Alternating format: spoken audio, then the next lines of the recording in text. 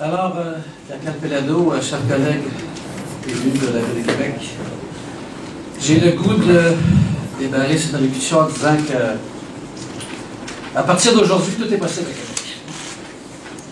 L'engagement électoral de la formation politique de construire un amphithéâtre multifonctionnel pour notre région et celle de l'Est du Québec trouve une conclusion heureuse aujourd'hui. Permettez-moi, dans un premier temps, de retracer brièvement la chronologie des événements. Le 16 octobre 2009, l'équipe Labaume prend l'engagement de construire cette infrastructure. Le 16 août 2010, lors d'un conseil municipal, mon administration fait de ce projet une priorité.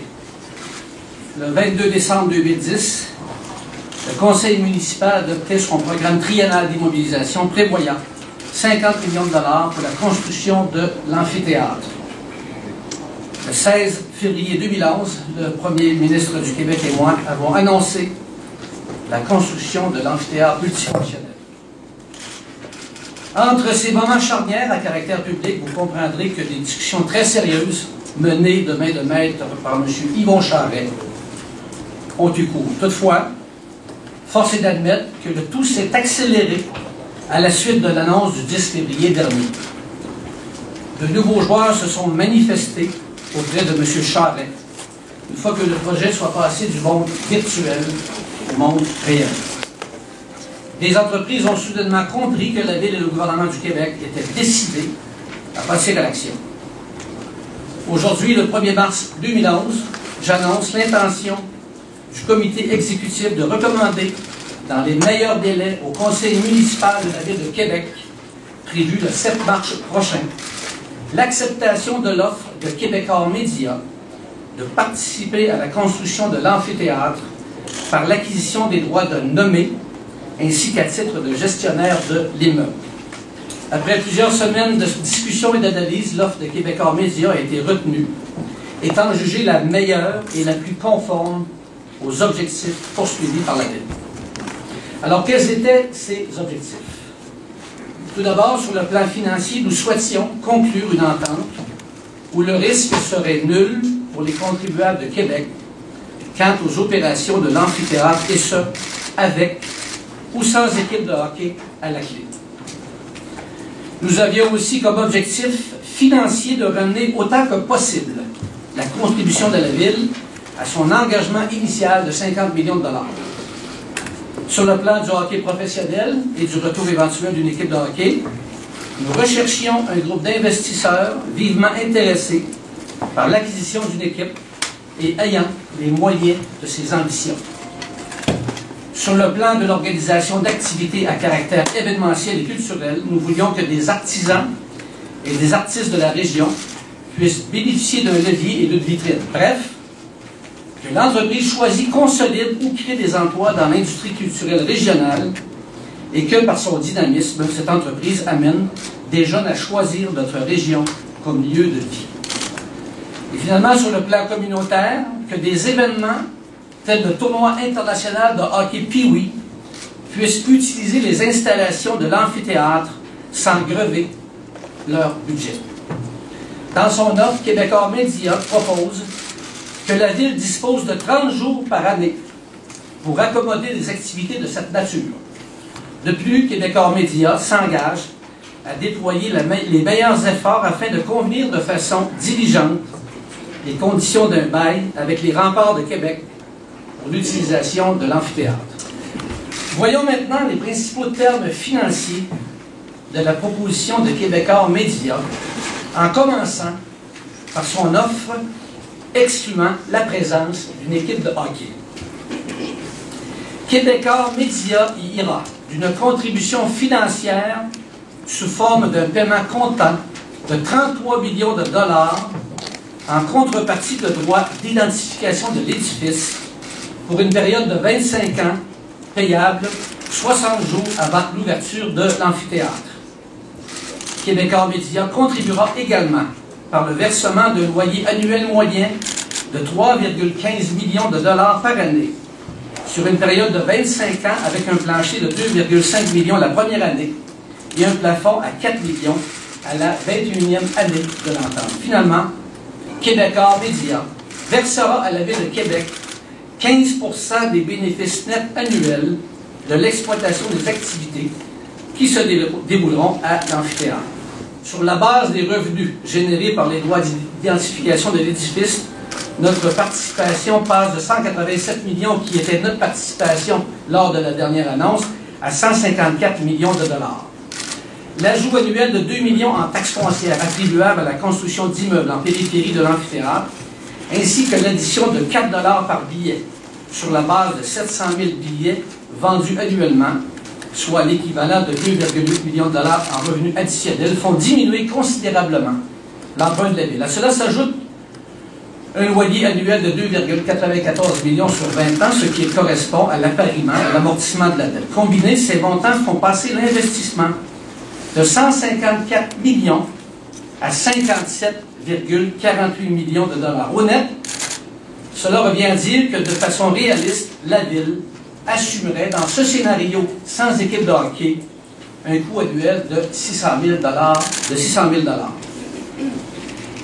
Quant au loyer annuel, dans le scénario exceptionnel où il y aurait des déficits, la Ville dédommagerait Québecor Média d'un montant équivalent à 50% du total des pertes encourues, et ça, jusqu'à concurrence du montant total du loyer versé par Québecor Média. En ce qui a trait au second scénario, soit celui que nous souhaitons voir se réaliser, c'est-à-dire avec une équipe de la LNH, les principaux paramètres sont les suivants. Québecor Média y ira d'une contribution financière sous forme d'un paiement comptant de 63,5 millions de dollars en contrepartie des droits d'identification de l'édifice pour une période de 25 ans, payable 60 jours avant la première partie régulière de l'équipe. Québecor Média contribuera également par le versement d'un loyer annuel moyen de 5 millions de dollars pendant 25 ans, avec un plancher de 4,5 millions la première année et un plafond de 5,5 la 21e. Finalement, dans cette hypothèse avec un club de hockey de la LNH, Québecor versera à la Ville 10% des bénéfices nets annuels de l'exploitation des activités de spectacle.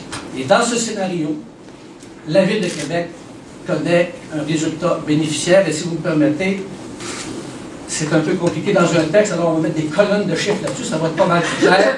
Alors, on reprend ça pour faire une petite synthèse. 400 millions, ça c'est le coût de l'édifice. Dans les deux cas, le gouvernement met 200 millions annoncés. Dans les deux cas, j'ai ma place, mais 13 millions. Dans les deux cas, 187, c'est ce qu'on avait comme l'autre jour, comme chiffre. Et là, interviennent les nouveaux chiffres. Dans le cas où il n'y a pas d'équipe, 33 millions pour l'identification. Dans le cas où il y a une équipe, 63,5. L'engagement de la Ville dans les deux cas, 50 millions. Ça donne un résultat, comme je disais tantôt, de 104 millions. Dans le cas où il n'y a pas de club, et de 73,5 dans le cas où il y a un club. Alors, on disait tantôt qu'emprunter 104 millions sur 20 ans, 5%, ça donne des paiements de 8,34 millions par année. Mais, emprunter 73,5 dans le cas où il y a un club de NH, ça donne des paiements de 5,9 millions par année. 8,34 millions par année pendant 20 ans, ce sont les dépenses. Les revenus, c'est location d'amphithéâtre, les loyers sur 20 ans, 2,94 millions. Tarification des billets, 4 $ fois 700 000 billets. Et finalement, les nouveaux revenus de taxation, ce qui veut dire que nos revenus, qu'on pense conservateurs, 7,74 millions à déduire du 8,34 qui sont des dépenses. Et donc, notre coût annuel dans cette hypothèse-là sera moins 600 000 $, et ça, c'est sans club de la LNH. Voici maintenant le résultat avec un club de la Ligue nationale. Des frais de financement, entre des coûts annuels de capital et intérêt de 5,9 millions. L'allocation de l'amphithéâtre, 4,88 millions par année, c'est parce que je l'ai ramené sur 20 ans au lieu de 25 ans. 25 ans, c'est 5, 20 ans, c'est 4,88. Clarification des billets, on dit 1 million de billets par 4 $. Potentiel de revenus de 2 $. 2 millions. Ça donne des revenus de 10,88 contre les dépenses de 5,9. Ça donne des bénéfices nets de près de 5 millions de dollars annuels. Dans les deux scénarios, la Ville confierait à un organisme sans but lucratif désigné par Québecor Média, qui sera le gestionnaire, la gestion de l'amphithéâtre au terme d'un contrat d'une durée de 25 ans avec une option de renouvellement de 5 ans. Dans les deux scénarios également, les dépenses d'exploitation sont assumées par le gestionnaire. Vous comprenez que toutes les dépenses d'exploitation sont assumées par le gestionnaire. La Ville est à zéro risque. Et comme on le voit, la proposition de Québécois Média est plus que satisfaisante, et je le répète, elle nous permet d'atteindre tous nos objectifs financiers.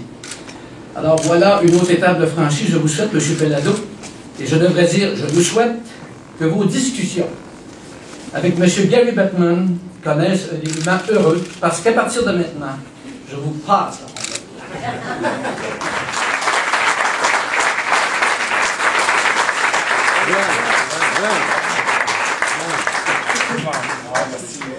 Nous voulons aussi faire de cet amphithéâtre un lieu phare du spectacle, du sport et de la culture dont bénéficieront tous les citoyens de la Ville de Québec ainsi que de l'Est du Québec.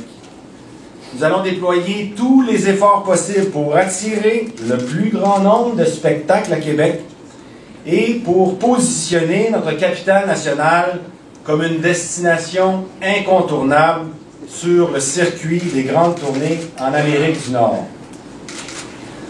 Nous voulons aussi en faire un pôle de développement économique autour de nos nombreuses activités dans le domaine de la diffusion et de la distribution numérique. Sous le leadership de la Ville, je suis convaincu que nous pourrons faire de l'amphithéâtre un lieu de haute technologie. Dès 2015, les citoyens de la grande région de Québec n'auront plus à faire 2 heures de route pour aller voir leur groupe préféré à Montréal.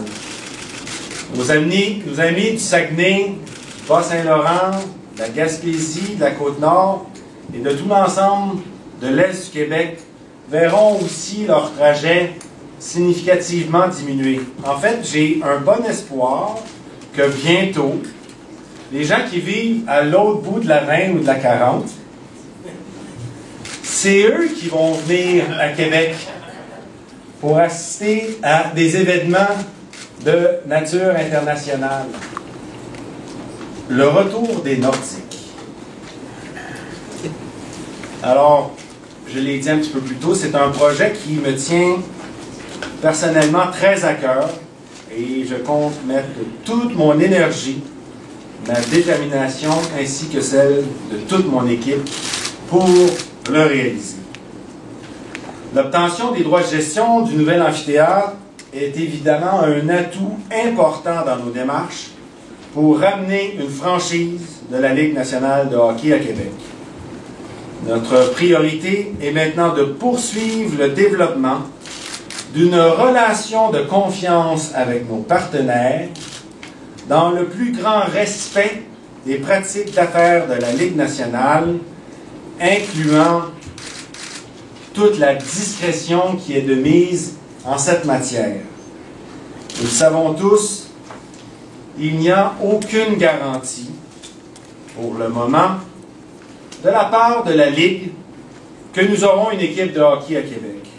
Mais ceci ne m'empêchera pas de continuer à promouvoir le dossier de la venue d'une équipe à Québec parce que nous disposons, je pense, de tous les atouts nécessaires pour en faire une réussite.